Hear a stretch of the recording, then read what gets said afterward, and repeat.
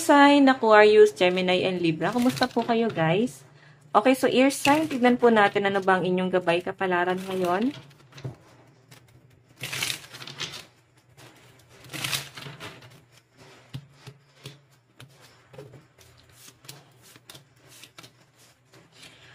Okay, actually guys, parang nangihina yung mga ear sign. Nalulumo ba kayo sa kinikita nyo or sa pagbabudget nyo? Parang wala na lang kayo guys masabi. Parang, yung iba rito guys, parang okay na lang. Basta makasurvive na lang. Ganun yung nakikita ko rito, no? Okay, and malaki ang expectation din sa inyo guys ng mga tao sa paligid nyo. Ang hindi nila alam guys, binabudget nyo lang po talaga yung pera nyo. Two of Diamond. Okay, and sa pinapakita sa akin guys, siguro ang laki talaga guys ng parang binaba ng sinahod nyo. Or malaki ba yung naging gastos nyo, ear sign. Iba sa inyo guys, talagang nagkakaroon kayo guys ng conflict pagdating sa pera. Okay, pero parang okay lang, hindi naman kayo guys gano'n na parang down na down.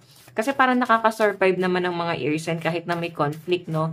Ayan, nakikita ko yung pagbabudget. Yung iba naman dito guys, kung patungkol to sa love life, parang matagal na kayo ng person mo at parang nagkaroon kayo ear sign ng tampuhan. And sa pinapakita sa akin guys, parang hindi po talaga kayo guys nag-uusap ngayon. Okay, hindi po kayo nag-uusap ni person. Okay, so titignan pa natin ano pang ipapakita rito sa inyong overall energy. Kung hindi to guys tampo, pwedeng may galit kang nararamdaman sa person mo. Kung nag-end na kayo, no? Naghiwalay na kayo ng person mo. Okay. Tingnan natin.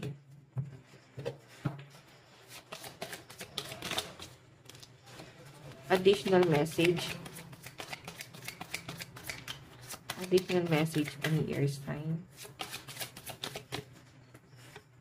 Okay. Ayan. Ano parang hindi nagpi-flip So, ayan, 6 of Wands. Oh. Parang ano guys, ear sign. Marami kang tagahanga. May mga nanonood sa atin dito guys na sikat, no? Sikat sa social media. Okay, so tingnan pa natin. Oh, meron tayong death. Diba? Malaking pagbabago to para sa inyo. Siguro guys, naiisip nyo na mag-vlog. Pero siguro nag-iisip kayo ano yung i-content nyo or pwedeng new beginning to sa pinapakita sa akin. Ayun, no, puro nakataas yung kamay. Diba? May new beginning. May malaking pagbabago ang mangyayari sa inyo guys. Lalo na pagdating sa inyo guys, financial. Kung sa tingin nyo guys, nagbabudget ka ngayon, alam nyo guys, sinusubukan lang kasi may malaking calling para sa inyo or ibibigay sa inyo ni universe. Parang hinahanda ka lang dito sa malaking obligasyon na ibibigay sa inyo. Kasi guys, tignan mo the sun, diba? Blessing to Paparating sa inyo good news.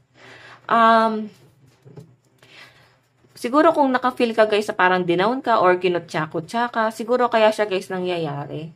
Kasi kailangan mangyari para alam mo pa rin guys kung paano yung feeling ng ano, parang maging down to earth kahit na nandoon ka na guys sa tuktok, kahit malayo na guys na nararating mo.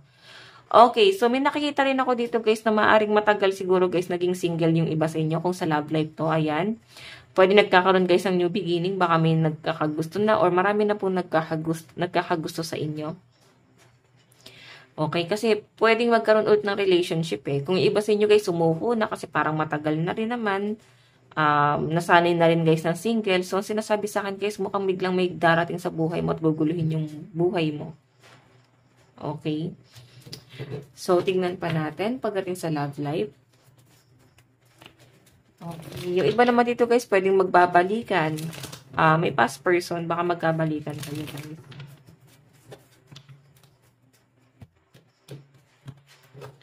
Tingnan natin pagdating sa love life. Okay, so meron tayo guys, right? Oh, ceremony, mystery, and magic. Siguro guys, may mga ano dito, parang ritual. So, ritual tuloy. Ano ceremony? Parang may kasal na nangyayari. Baka may ikakasal or nagpaplano guys magpakasal.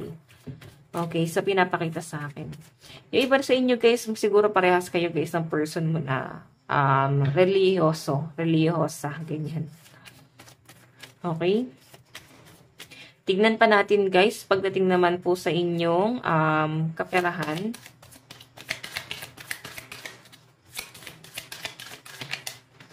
Okay. So, kung makikita nyo guys yung pera mo, ikaw ang nagtanim pero mukhang iba yung umani. Kasi naka-reverse natin to nakuha.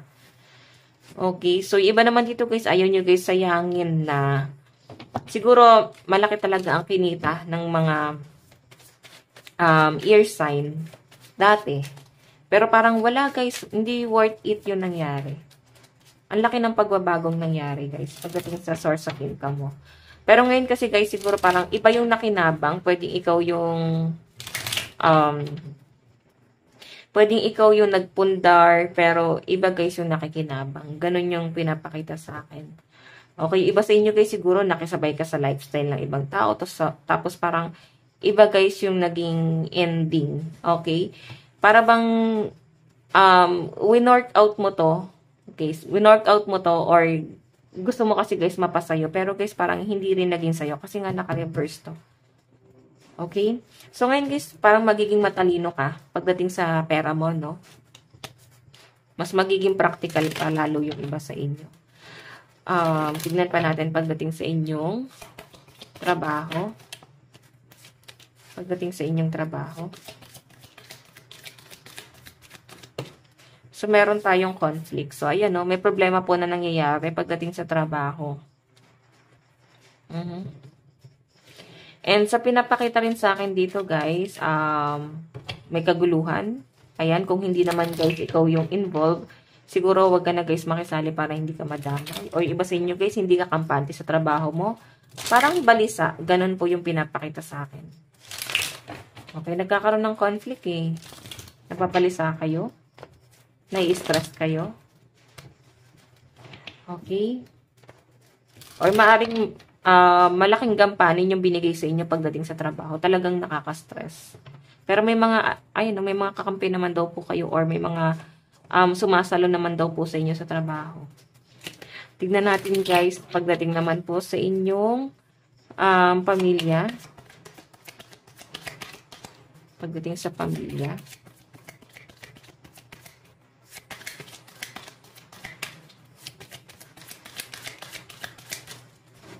Okay. So, meron tayong commitment. Okay. So, may pinapakita sa akin dito, guys. Siguro pagdating sa family, baka merong, parang black sheep sa family.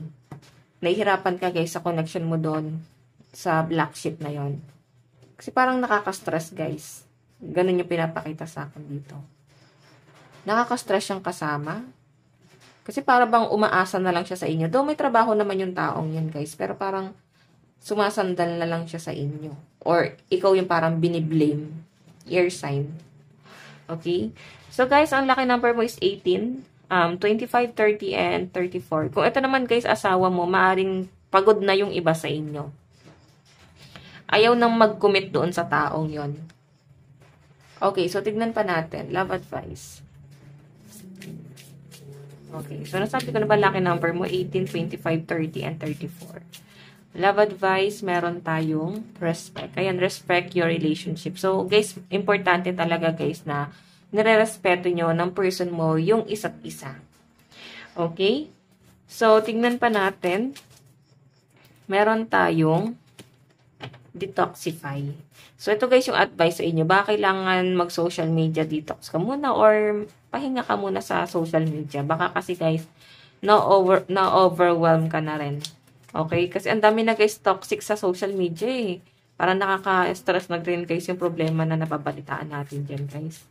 Parang nagiging normal na lang siya no, sa buhay ng tao. So guys, ayan. Ito lang naman po ang inyong reading. Maraming salamat po. Bye-bye.